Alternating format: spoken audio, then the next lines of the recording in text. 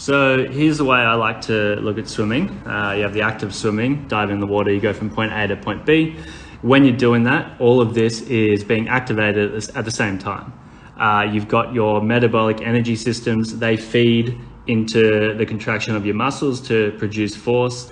The speed in which that force is produced is your power output, and all of this is expressed through your technique. And all of this adds up to your velocity from point A to point B.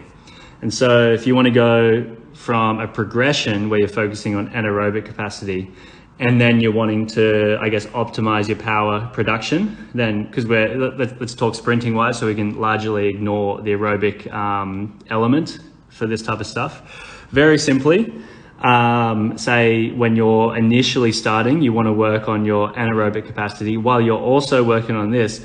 All of these are going to be developed at the same time, just at a different extent, a different amplitude. So you could do a couple of weeks with the parachute. You could do very simply a few 25s, so 8 25s on 2 minutes rest at best average. And then you do a couple of weeks where you build that from 8, 10, 12, 14, so to speak. You might want to do, say, 4 25s at the start, get your best average, and then retest as you go along.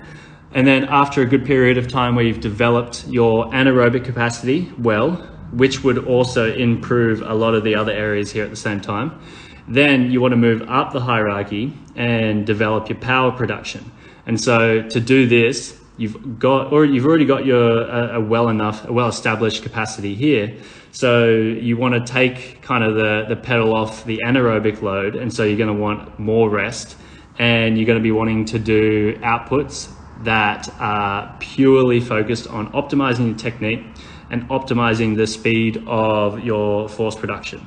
And so you could drop that down to 4, 6, 25s as a simple example, and increase the resistance or decrease or do the same resistance, whatever it is, and just focus on basically having your speed of force production as high as possible and being expressed under the best technique that you possibly can.